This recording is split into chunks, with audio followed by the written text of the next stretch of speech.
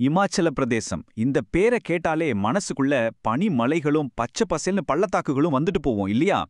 சரி, அந்த கனவு தேசத்துக்கு ஒரு சூப்பரான ட்ரிப் எப்படி பிளான் பண்றதுன்னு யோசிச்சுட்டு இருக்கீங்களா?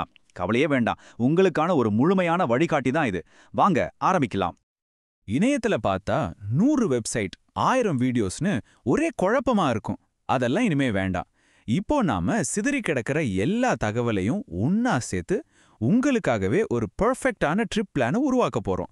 முதல்ல அங்க என்னென்ன அற்புதங்கள் காத்திருக்குன்னு பாத்துடலாமா? நம்ம இந்த வழிகாட்டிய ரொம்ப சிம்பிளா அமைச்சிருக்கோம். முதல்ல அங்க எப்படி போறதுன்னு பாப்போம். அப்புறம் கட்டாயம் பார்க்க வேண்டிய இடங்கள் என்னென்னு தெரிஞ்சுக்குவோம். அடுத்து உங்களுக்கான பயணத்திட்டத்தை எப்படி உருவாக்குறதுன்னு பார்க்கலாம். கடைசியா ரொம்ப முக்கியமா பட்ஜெட். வாங்க ஒவ்வொன்னா பார்க்கலாம். சரி, முதல் கேள்வி, இமாச்சலுக்கு எப்படி போறது? இதுதானே எல்லா பிளானோட முதல் படி. மலைகளோட இதயத்துக்குள்ள நாம எப்படி பயணிக்கலாம், என்னென்ன வழிகள் இருக்கு, அத பத்தி தான் இப்ப விளக்கமா பார்க்க போறோம். இப்ப பாருங்க, ஹிமாச்சலோட தலைநகரான சிம்லாவுக்கு போறது எவ்ளோ ஈஸின்னு. முக்கியமா சண்டிகர், டெல்லி மாதிரி பெரிய நகரங்கள்ல இருந்து கார்ல போறது ரொம்பவே சுலபம். அதனால தான் இது ரொம்ப பாப்புலரான ஒரு ஆப்ஷனா இருக்கு. விலைய பாத்தீங்களா? சும்மா சொல்லக்கூடாது, இது ஒரு சூப்பர் டீல். சண்டிகர்ல இருந்து அந்த அழகான மலைப்பாதையில ஒரு 3.5 மணி நேரம் பயணம் செய்ய பிரைவேட் கேப் வெறும் 1523 ரூபாயிலிருந்தே ஆரம்பிக்குது. நினைச்சு பாருங்க எவ்வளவு குறைவுன்னு. இதுலேருந்து நாம தெரிஞ்சுக்க வேண்டிய முக்கியமான விஷயம் என்னன்னா, முன்கூட்டியே ஆன்லைன்ல புக் பண்றது ரொம்ப நல்லது. மேக் மை ட்ரிப் மாதிரி தலங்கள்ல போனீங்கன்னா உங்க பட்ஜெட்டுக்கு ஏத்த மாதிரி ஹேட்ச்பேக்ல இருந்து சொகுசான எஸ்யூவி வரைக்கும், ஏன் டெல்லியிலேருந்து நைட்ல வரீங்கன்னா வோல்வோ பஸ் கூட புக் பண்ணிக்கலாம். மறக்காம ஒரு போட்டோ ஐடியை கையில வச்சுக்கோங்க. ஓகே, இப்போ இமாச்சலுக்குள்ள வந்தாச்சு. அடுத்து என்ன? எங்க போறது? பரபரப்பான நகரங்களா, இல்ல உலகமே மறக்கிற மாதிரி அமைதியான கிராமங்களா? வாங்க இமாச்சலோட பொக்கிஷங்களை ஒன்னொன்னா பார்க்கலாம். இங்க பாருங்க, உங்களுக்காக ஒரு லிஸ்டே இருக்கு.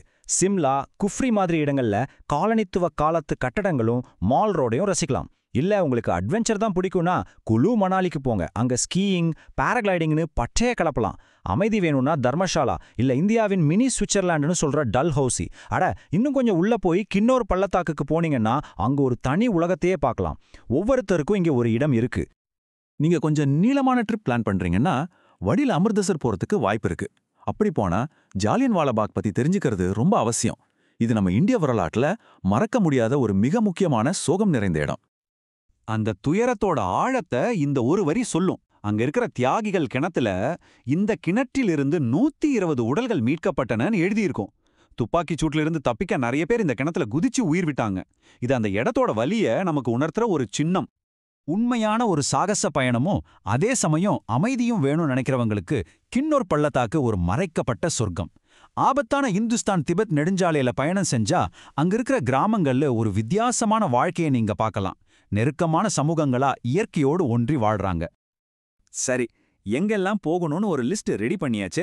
ஆனா அடுத்த பெரிய கேள்வி, இது எல்லாத்தையும் எப்படி ஒரு பிளானுக்குள்ள கொண்டு வர்றது, உங்க நாட்களை எப்படி சரியா திட்டமிடுறது?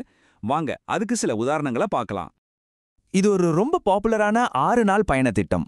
முதல் நாள் டெல்லி இல்ல சண்டிகர்ல இருந்து சிம்லாவுக்கு வரீங்க. 2வது நாள் சிம்லாவையும் குஃப்ரியும் சுத்தி பார்க்கறீங்க. 3வது நாள் சிம்லால இருந்து மணாலிக்கு பயணம், வழியில குழுவையும் ஒரு எட்டு பார்த்துட்டு போறீங்க. 4வது நாள் மணாலில ஹடிம்பா கோயில், வசிஷ்ட் கோயில்னு லோக்கல் சைட் சீயிங். 5வது நாள் முழுசும் சோலாங் பள்ளத்தாக்குல அட்வென்ச்சருக்காக ஒதுக்கிடலாம்.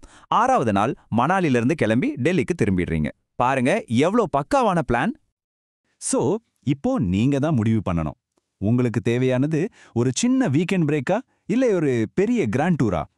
ஒரு 3 நாள் போறீங்கன்னா சிம்லா இல்ல மணாலி மாதிரி ஒரு ஊர்ல கவனம் செலுத்தலாம். ஆனா ஒரு 10 நாள் கையில இருந்தா சிம்லா, மணாலி, தர்மசாலான்னு பல இடங்களை சேர்த்து ஒரு முழுமையான அனுபவத்தை பெறலாம். ஓகே, இப்ப ரொம்ப முக்கியமான ஒரு விஷயத்துக்கு வருவோம். பணம், அதாவது பட்ஜெட். நம்ம மலை பயணத்துக்கு எவ்வளவு செலவாகும்னு ஒரு கணக்கு போட்டா தானே மனசுல எந்த டென்ஷனும் இல்லாம பயணத்தை ரசிக்க முடியும். வாங்க பார்க்கலாம். டூர் பேக்கேஜுகள் சில சமயம் ரொம்பவே புத்திசாலித்தனமான தேர்வா இருக்கும். இங்க பாருங்க, ஒரு ஆளுக்கு 3 நாள் 2 இரவு குழு மணாலி டூர் பேக்கேஜ் வெறும் 6499 ரூபாயில இருந்து ஆரம்பிக்குது. இதுல தங்கறது சில பயணங்கள்னு அடங்கிடும். ரொம்பவே நல்ல டீல் தானே? சரி, உங்க செலவு எப்படி பிரியுதுன்னு பார்க்கலாமா? ஒரு தோராயமான கணக்குப்படி உங்க பட்ஜெட்ல பெரிய பங்கு, அதாவது 60% நீங்க புக் பண்ற டூர் பேக்கேஜுக்கு போகும். மீதி இருக்கிற காசுல ஒரு 25% அட்வென்ச்சர் விளையாட்டு, நுழைவு கட்டணம்னு செலவாகும். பாக்கி 15% சாப்பாடு, சின்ன சின்ன ஷாப்பிங்னா வச்சுக்கலாம். நீங்க எந்த மாதிரி பயணிங்கிறத பொறுத்து உங்க தினசரி செலவு மாறும். ரொம்ப சிக்கனமா இருக்கணும்னா ஒரு நாளைக்கு 1500ல இருந்து 2500 ரூபா போதும். ஒரு நடுத்தரமான பயணத்துக்கு 3000 ரூபாயிலிருந்து 5000 ரூபாய் தேவைப்படலாம். இல்ல நான் ரொம்ப சொகுசா இருக்கணும்னு நினைச்சீங்கன்னா ஒரு நாளைக்கு 6000 ரூபாய்க்கு மேல ஆகும். இதை வச்சு உங்க மொத்த பட்ஜெட்டை நீங்க கணக்கு போட்டுக்கலாம். ஆக இமாச்சல பிரதேசம் உங்களுக்கு எல்லா விதமான அனுபவங்களையும் தர காத்திருக்கு. சாகசமா, அமைதியா அல்லது வரலாறா? உங்க இமாச்சல் கதை என்னவா இருக்க போகுது? நீங்க எதை தேடி போறீங்களோ அது நிச்சயம் அங்க கிடைக்கும். இந்த வழிகாட்டி உங்க பயணத்தை திட்டமிட உதவுன்னு நம்புறோம்.